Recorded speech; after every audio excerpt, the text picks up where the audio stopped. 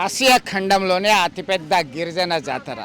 రెండేళ్లకోసారి మాఘమాస పౌర్ణమి సందర్భంగా ప్రపంచ నలుమూలల నుంచి సైతం మేడారం అమ్మవారి జాతరకి సమ్మక్క సారలమ్మను దర్శించుకోవడానికి పెద్ద ఎత్తున భక్తులు వస్తారు.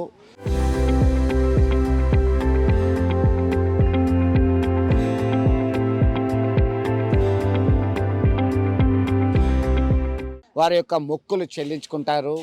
బంగారం, వారి నిలువెత్తు బంగారాన్ని సమర్పించుకుంటారు. ఖచ్చితమైనటువంటి విశ్వాసంతో కేవలము గిరిజనులకే కాదు, చాలా కుల మతాలకు అతీతంగా భక్తులు వచ్చేసి అమ్మవార్లను దర్శించుకుంటారు. ఇంతకీ సమ్మక్క ఎక్కడ జన్మించింది? సమ్మక్క ఉమ్మడి కరీంనగర్ జిల్లా జగిత్యాల ప్రాంతంలో ఉన్నటువంటి పొలాస గ్రామానికి చెందింది అని అక్కడ ప్రాంతవాసులు భావిస్తున్నారు. ప్రస్తుతం మనము సమ్మక్క సారలమ్మ గద్దెలు ఆ పొలాస ప్రాంతంలో ఉన్నాము. దీనికి సంబంధించి అయితే చాలా విశేషంగా భావిస్తారు. దీనికి సంబంధించి చాలామంది ఇక్కడే భావిస్తున్నారు. ఇటు సమ్మక్క సారలమ్మ మూర్తికి సంబంధించి గమనిస్తున్నటువంటి పరిస్థితి మనం భావించవచ్చు. ఎందుకంటే కాకతీయుల కాలంలో సామంతులుగా ఉన్నటువంటి మేడరాజు తమ కూతురైనటువంటి సమ్మక్కను మనం చూస్తున్నాము. ఈ పగిడిద్ద రాజు అనేటువంటి గద్దె కూడా ఉంది, ఆయనకి ఇచ్చి అల్లునిగా చేసుకున్నారు. వాళ్ళకి ముగ్గురు సంతానము, జంపన్న, సారలమ్మ, నాగులమ్మ. ఈ ముగ్గురు సంతానంతో ఉన్నటువంటి నేపథ్యంలో ఈ శిస్తు వసూలికి ఒత్తిడి ఒకవైపు రావడము, మరొక వైపు తీవ్రమైనటువంటి కరువు కాటకాల నేపథ్యంలో తన రాజ్యాన్ని మేడారం ప్రాంతానికి తరలించడం జరిగింది. అయినప్పటికీ కాకతీయులు తమను ధిక్కరించారు ఈ మేడరాజులు అనేటువంటి ఉద్దేశంతో యుద్ధం ప్రకటించినటువంటి నేపథ్యంలో త్యాగాలు చేయడం జరిగింది. త్యాగం చేసిన తర్వాత సమ్మక్క కుంకుమ భరణిలో అవతరించింది, దానిలో నిక్షిప్తమైంది అని అంటారు. జంపన్న, నాగులమ్మ సంబంధించి వారు ఆత్మాహుతికి పాల్పడ్డారని చారిత్రక ఆధారాలు ఉన్నాయి. ఇంతకీ సమ్మక్క పొలాస గ్రామానికి చెందిందిన కరీంనగర్ ఉమ్మడి జిల్లా వాసులు ఏమంటున్నారు? మనతో విద్యావేత్త ఉన్నారు. ఎట్లా చూడొచ్చు, సమ్మక్క పొలాస గ్రామానికి చెందింది, ఇక్కడ ఆడబిడ్డనే భావిస్తారు. జగిత్యాల ప్రాంతానికి చెందిన మీరేమంటారు? ముఖ్యంగా ఆర్టీవీ వారికి ధన్యవాదాలు. విశేషమైనటువంటి కార్యక్రమాన్ని ఇలా అలంకరించినందుకు ధన్యవాదాలు తెలియజేస్తూ, ముఖ్యంగా ప్రతి 2 సంవత్సరాలకు ఒకసారి జరిగేటువంటి ఈ జాతర చాలా అద్భుతమైనటువంటి జాతర. అనేక మంది భక్తులు ఈ ప్రాంతంకి వస్తుంటారు. అయితే ముఖ్యంగా ఈ అమ్మవారు పొలాస ప్రాంతం నుండి జన్మించారని, అక్కడ నుండి ఈ మేడారంకి వెళ్ళారని చెప్పేసి తెలుస్తారు. ప్రతి 2 సంవత్సరాలకు ఒకసారి ఈ మాస పౌర్ణమి రోజు ఈ జాతర చాలా అద్భుతంగా జరుగుతుంది. ఇది దినదినాభివృద్ధి చెందుతూ గత కొన్ని సంవత్సరాల నుంచి విశేషంగా భక్తులను ఆకట్టుకుంటున్నది. అలాగే కోరిన కోరికలను తీర్చే అమ్మ సమ్మక్క తల్లి. మరి ఆ నమ్మకంతో అనేక మంది భక్తులు, లక్షల మంది భక్తులు ఈ ప్రాంతాన్ని దర్శించుకుంటున్నారు. అది చాలా విశిష్టమైన ప్రాంతం, ఇష్టమైన జాతర కూడా. ఈ పొలాస ఆడబిడ్డగా భావిస్తారా మేడారం సమ్మక్కని? మేడారం సమ్మక్కని ముఖ్యంగా పొలాస ఆడబిడ్డగానే భావిస్తాం. కానీ కొంతకాలం తర్వాత ఈ అమ్మవారు మేడారంకి తరలి వెళ్ళారు అని. సో మొత్తం మీద అయితే సమ్మక్క సారలమ్మకు సంబంధించినటువంటి విశేషమైనటువంటి చారిత్రక ఆధారాలు ఉన్నాయి. ఇప్పటికీ అనేక ప్రాంతాల్లో ఈ గద్దెలు ఏర్పాటు చేసి సమ్మక్క సారలమ్మని తమ ఆడబిడ్డలుగా కొలుస్తారు. పెద్ద ఎత్తున వివిధ ప్రాంతాల నుంచి వచ్చి మొక్కులు చెల్లించుకోవడం ఆనవాయితీగా ఉంది. మొత్తం మీద ఈ పౌలస్తేశ్వర స్వామి ఆలయంతో పాటు ఇతర ప్రాంతాలు చారిత్రక ప్రాశస్తము పొలాస ప్రాంతానికి ఉంది. పొలాస నుంచే మేడారము సమ్మక్కకు అక్కడికి వెళ్ళారు అనేటువంటి ఆధారాలు ఇప్పటికీ నమ్ముతున్నారు. చరిత్రకారులు సైతము తమకిన ఆధారాలు చెప్తున్నటువంటి పరిస్థితి. అనేక ప్రాంతాల్లో మేడారంలో జరిగిన విధంగానే సమ్మక్క సారలమ్మల్ని గద్దెకి తీసుకురావడము, ఇదంతా కూడా పెద్ద ఎత్తున అంగరంగ వైభవంగా పూజలు చేయడం అనేది ఆనవాయితీగా వస్తుంది. అసలు సమ్మక్క ఎక్కడ దొరికింది?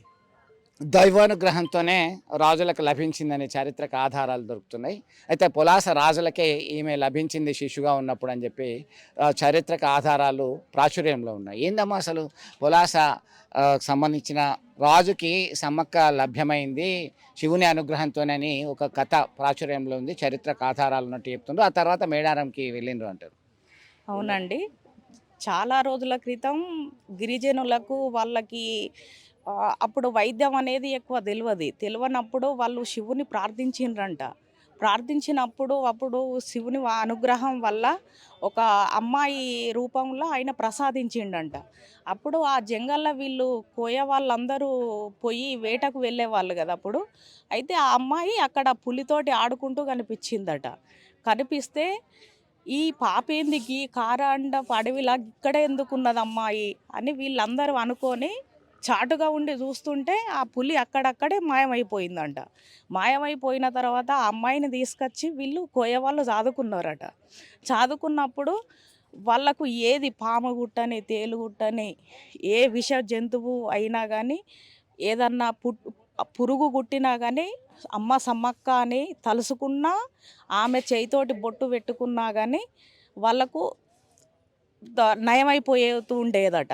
అట్లా ఆ అమ్మాయిని ఒక దేవతలాగా గొలుసుకుంటూ ఆమె వరప్రసాదాన్నే జన్మించింది. ఆమెకు పుటక అనేది అసలు ఎలా పుట్టిందో ఎలా పెరిగిందో అసలు ఎవరికి కూడా తెలియదు. వాళ్ళకు దొరికింది. ఆ వరం చేత వాళ్ళు ఆమెను ఒక ఇంట్లో ఒక ఆడపడుచు లెక్క ఒక దేవత లెక్క ఆమెను పెంచుకున్నారు. పెంచుకున్న తర్వాత వాళ్ళకు ఈ కాకతీయుల కాలం నాటి వాళ్ళు కిస్తు కట్టాలి, మాకు పన్నులు కట్టాలంటే మేము పండించుకున్న పంట మేము చెట్లకు కాసినది పూసినది తెచ్చి మీకెందుకు కట్టాలి అని ఈమె వాళ్ళను తిరగబాటు చేసిందట. చేసిన తర్వాత అయితే మీకు అంత శక్తి ఉందా అని వీళ్ళు మాకు పదవులు ఉన్నాయి అన్నీ ఉన్నాయి, గిరిజనులు ఏం చేయగలుగుతారంటే అమ్మవారే వాళ్ళకు తోడుగా ఉన్నది అని వాళ్ళు ముందడుగేసి యుద్ధానికి ప్రకటించారట. ప్రకటిస్తే ఈ సమ్మక్క తల్లి వాళ్ళ బిడ్డ సారలమ్మ, జంపన్న, నాగులమ్మ ఈ నలుగురు కలిసి వాళ్ళు యుద్ధానికి ప్రకటించారట. ప్రకటిస్తే పైడిద్దరాజు కూడా ఆయన కూడా సహకరించిండంట. సహకరించి అందరు కలిసిపోతే ఈ సారలమ్మ అనట ఆమెకు కోపం బాగా. అమ్మవారి వరప్రసాదాన జన్మించిన తల్లి ఆమె కూడా. వీళ్ళకి ఎన్ని శక్తులు ఉన్నాయో అన్ని శక్తులతోటి ఆమె అప్పుడు ఉన్నదట. ఉన్న తర్వాత తల్లి కన్నా ముందుగాలే యుద్ధానికి వెళ్ళిందట. యుద్ధానికి వెళ్ళి మరణం పొంది తన భర్తను నీ భర్తను చంపి నిన్ను ఎక్కడ కాకుండా చేస్తా అని చేస్తే కూడా సారలమ్మ తల్లి తన భర్తను చంపకుండా చుక్కం చేసి నెత్తిలో పెట్టుకున్నదట. సమ్మక్క కూడా తన భర్తను చంపి నేను ఎప్పటికి కూడా ముత్తైదగానే ఉంటానని ఆమె ఒక చెట్టును సృష్టించుకొని ఆ చెట్టు మీద ఈ పామును చేసి పెట్టుకున్నది. సమ్మక్క పామును చేసి పెట్టుకుంటే సారలమ్మ సుక్కం చేసి పెట్టుకున్నది, నా భర్త మీద మీరు చేయలేరని. ఎప్పుడు ముత్తైదలనే ఉంటా, నాది పసుపు కుంకుమ.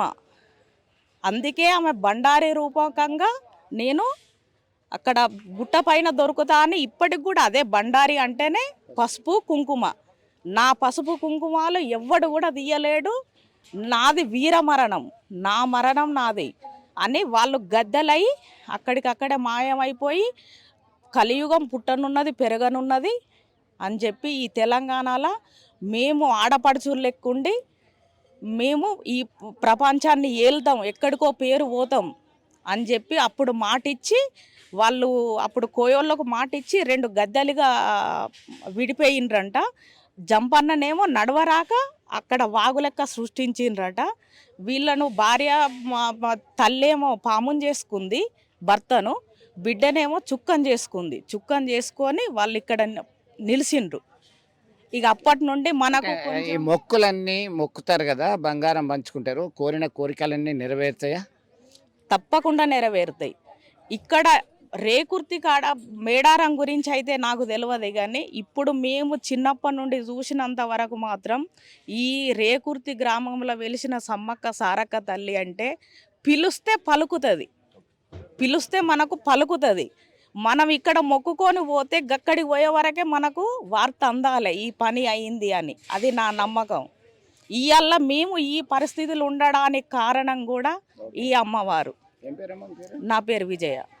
ఓకే, చాలా చక్కని సమాచారాన్ని అందించడం జరిగింది. మనం అనుకున్నట్టుగానే వరప్రసాదినిగా ఉన్నటువంటి సమ్మక్క మేడరాజు పులాస ప్రాంతానికి చెందిన మేడరాజుకి లభ్యమైంది. ఆ తర్వాత కాలక్రమంలో వారు కళ్యాణం జరిగిన తర్వాత వారికి 3 సంతానము. దీనిలో భాగంగా కాకతీయుల కాలంలో వీరు శిస్తు కట్టలేదనేటువంటి ఉద్దేశంతో మేడారం ప్రాంతానికి తరలి వెళ్ళారు. అక్కడే వారు యుద్ధం ప్రకటించినటువంటి నేపథ్యంలోనే నేను వరప్రసాదినిగా ఉన్నటువంటి సమ్మక్క సారలమ్మలన్నా కూడా సమ్మక్కనేమో ఆ భర్తను నాగు బాంబు రూపంలో వెంటనే ఉంచుకున్నటువంటి పరిస్థితి, సారలమ్మనేమో చుక్క రూపంలో ఉంచుకొని ఎప్పుడు నిరంతరం ముత్తైదువులా ఉంటాము, భక్తులకి కోరిన కోరికలన్నీ కూడా నెరవేరుస్తామంటూ బండారి రూపంలో పసుపు కుంకుమ రూపంలో ఉండే ఆ భరణిని తీసుకొచ్చారు. ఆ గద్దెలను ఏర్పాటు చేశారు. దీనికి సంబంధించి జంపన్న వాగుగా ప్రసిద్ధి చెందింది. ఇది పొలాస ప్రాంతానికి చెందినటువంటి భక్తులు నమ్ముతున్నటువంటి ప్రగాఢమైనటువంటి విశ్వాసము, అలాగే చారిత్రకపరమైనటువంటి ఆధారాలు. వీరంతా కూడా